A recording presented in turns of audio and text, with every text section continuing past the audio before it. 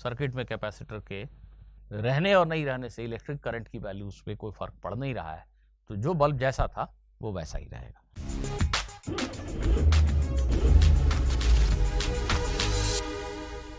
आज का सेशन आसान क्वेश्चन के नाम हम इलेक्ट्रिक सर्किट के ऊपर दो बेहद ही सिंपल से क्वेश्चन कम से कम समय में करने की कोशिश करते हैं।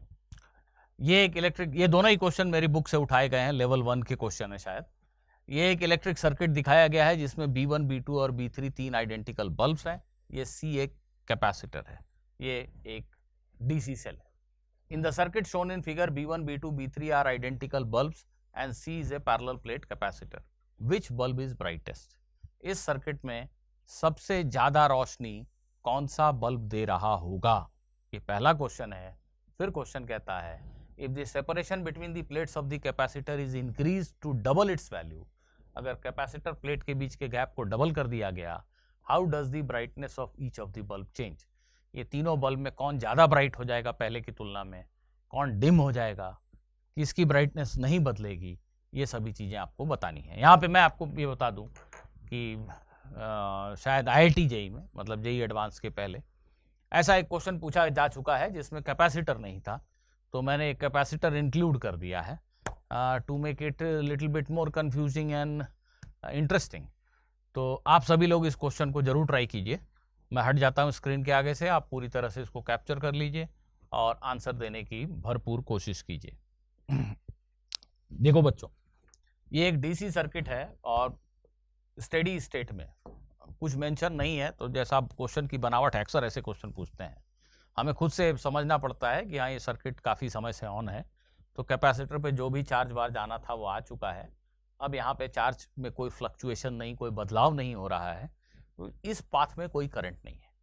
ठीक है, कैपेसिटर जब पूरी तरह चार्ज हो चुका है, तो हम कह रहे हैं पूरी तरह चार्ज हो चुका है, तो पूरी तरह चार्ज हो चुका है मीन्स यहाँ पे चार्ज का कोई फ्लो नहीं है। अगर चार्ज आ रहा है तो इस पे चार्ज जा रहा है, पर हम कह रहे हैं नहीं ये पूरी तरह चार्ज हो चुका है, ये स्टेडी स्टेट में है, तो ऑब्वियसली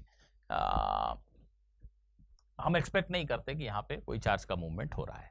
तो आप सभी जानते हो, शायद ऐसा आप याद करते हो कि स्टेडी स्टेट में इस कैपेसिटर वाले सर्किट में आप इस कैपेसिटर को एक बार दिमाग से हटा दो, है ही नहीं ऐसा सोचो, सच ठीक है ऐसा ही सोचो, नहीं है कैपेसिटर, तो ये V वोल्ट की बैटरी से जो करंट का सप्लाई हो रहा है I, ये करंट यहाँ जा करके दो हिस्सों में बट रही है। अगर आप गौर से देखेंगे तो B2 और B3 दोनों पैरेलल में। कैपेसिटर को सर्किट से हटा के फिर से बनाओ, तो बल्ब B2 यहाँ कनेक्टेड है, B3 भी यहीं कनेक्टेड है, ये दोनों आइडेंटिकल हैं और पैरेलल में है, तो ऑब्वियसली I/2 करंट यहाँ जा रहा है और I/2 करंट यहाँ जा रहा है। तो तीनों आइडेंटिकल बल्ब्स अगर हैं तो बहुत आसान है समझना कि ये दोनों एक जैसी रोशनी देंगे और इन दोनों से ज्यादा ब्राइट ये होगा। क्यों? I²R is the rate of power dissipation, मैंने it is the power dissipation, power बोल रहा हूं तो रेट क्यों बोलता हूं, पावर डिसिपेशन। यहाँ I²R है और यहाँ पे I/2 का होल स्क्वायर R है, यहाँ भी I/2 का होल स्क्वायर R है, तो पावर डिसिपेशन यहाँ बड़ा है, ऑब्वियसली ये बल्ब सबसे ज्यादा ब्राइट होगा, इसमें कहीं कोई दो राय नहीं है। क्या होगा अगर हम इस कैपेसिटर के कैपेसिटेंस को चेंज करते हैं, प्लेट के बीच के सेपरेशन को घटाया या बढ़ाया, तो आपने C की वैल्यू को बदल दिया, कुछ फर्क नहीं पड़ेगा, कुछ फर्क नहीं पड़ेगा। ठीक है, आपने मान लो ग्रेजुअली इसको धीरे धीरे धीरे धीरे धीरे धीरे एक्सपैंड खींच के इन प्लेट्स के बीच के सेपरेशन को डबल कर दिया। अब ग्रेजुअली करने का मतलब सर्किट हर वक्त स्टेडी स्टेट में मानी जा सकती है, बिल्कुल तो धीरे धीरे चल रहे हो आप, तो जो भी चेंजेस हो रहे हैं ग्रेजुअल है, किसी इंस्टेंट पे आप सर्किट को स्टेडी स्टेट में ही मान सकते हो। तो लगातार सर्किट स्टेडी स्टेट में ही है, अल्टीमेटली आपने सेपरेशन डबल कर दिया तो कैपेसिटेंस हाफ हो गया, पर उससे मुझे क्या लेना देना है, अल्टीमेटली स्टेडी स्टेट अगर है तो है, कैपेसिटर पे चार्ज की वैल्यू बदल गई, नो डाउट बदल गई, लेकिन स्टेडी स्टेट जब है तो यहाँ तो कोई करंट है नहीं, सर्किट में कैपेसिटर के रहने और नहीं रहने से इलेक्ट्रिक करंट की वैल्यू उस पर कोई फर्क पड़ नहीं रहा है, तो जो बल्ब जैसा था वो वैसा ही रहेगा।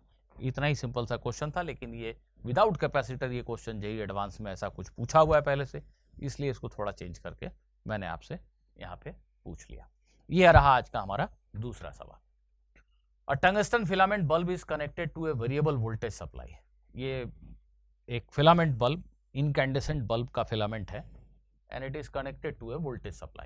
The potential difference V is varied and current I and steady state temperature T of the filament is recorded.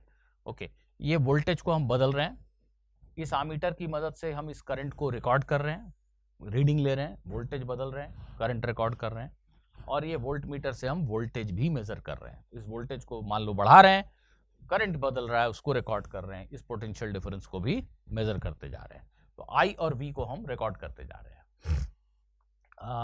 Steady state temperature T of the filament is recorded. इस बात पे गौर किया जाए, इसका मीनिंग ये हुआ कि अगर तुमने वोल्टेज को थोड़ा सा बढ़ाया तो फिलामेंट गर्म होगा, उसको स्थिर होने दो, उसके टेम्परेचर को फिक्स कांस्टेंट होने दो।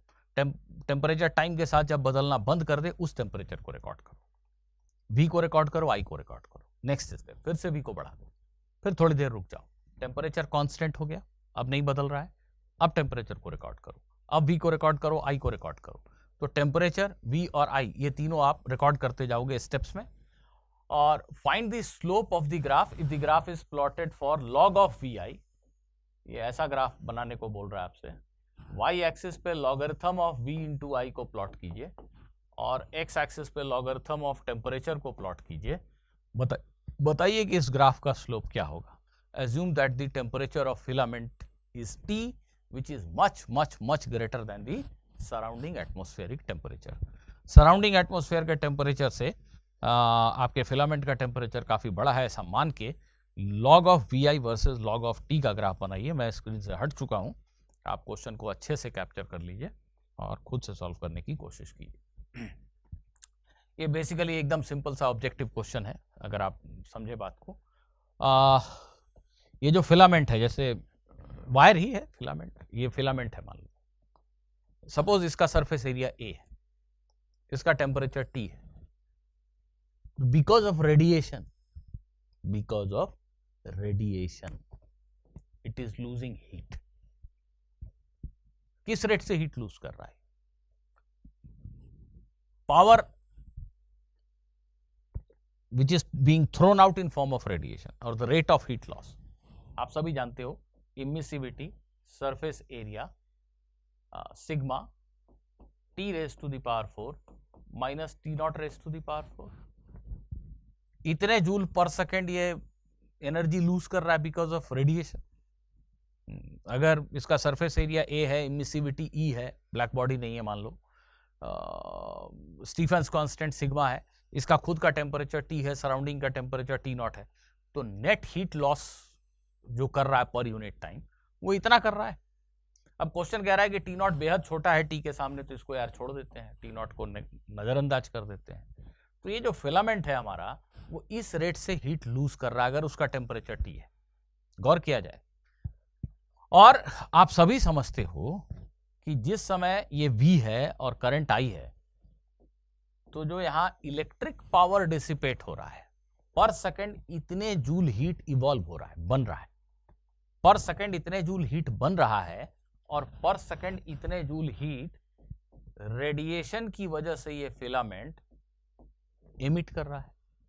तो जब ये स्टेडी स्टेट में होगा, मतलब इसका टेम्परेचर कांस्टेंट है, तो वो एक ही तरीके से हो सकता है कि ये दोनों बराबर हो। यहाँ पे अगर 50 जूल हीट पर सेकंड बन रहा है और 50 जूल पर सेकंड ही रेडिएशन की वजह से यहाँ से लीक हो रहा है, दोनों बराबर हैं, तो नेचुरली इस फिलामेंट का टेम्परेचर नहीं बदलेगा, क्योंकि उसे जितना मिल रहा है उतना ही वो खो रहा है। तो अगर आप वोल्टेज को बढ़ाओगे, तो वोल्टेज को बढ़ाने से ये V इंटू I अचानक से बढ़ गया, तो 55 जूल पर सेकंड यहाँ पे हीट डेवलप होने लगा, और ये 50 जूल पर सेकंड ही रेडिएट कर रहा था। 55 आने लगा, 50 खोने लगा, तो नेट 5 गेन करने लगा। ये फिलामेंट गेन करने लगा तो इसका टेम्परेचर बढ़ने लगेगा। इसका टेम्परेचर तब तक बढ़ेगा जब तक टेम्परेचर बढ़ने से ये भी 55 जूल पर सेकंड न रेडिएट करने लगे। जब ये 55 जूल पर सेकंड रेडिएट करने लगा और 55 ही जूल पर सेकंड है, तो टेम्परेचर फिर से कांस्टेंट हो जाएगा। सो ऑब्वियसली वी आर, इस सिंपल से डिस्कशन में हम एज्यूम कर रहे हैं कि the change in temperature is not affecting the resistance of this filament. अभी जो मैंने बोला उसके लिए रिलेवेंट बात है। सो दिस इज मोटा मोटी the equation we are looking for, और इसी का ग्राफ करने को आपसे कहा गया है। उन्होंने कहा है कि लॉग ऑफ Vi ले लीजिए, तो log ऑफ vi ले लिया हमने। अब ये पूरा चीज़ तो एक कांस्टेंट है गिवन कंडीशन में, एज्यूमिंग कि उसका फिलामेंट का डायमेंशन वगैरह भी नहीं चेंज हो रहा है, तो ये कांस्टेंट को k लिख देता हूँ, तो log ऑफ k हो जाएगा इस, और plus 4 times log of t।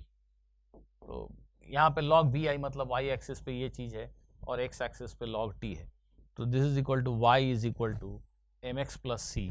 तो नेचुरली इस ग्राफ का जो स्लोप है वो 4 है। ये हो गया हमारा क्वेश्चन सॉल्व।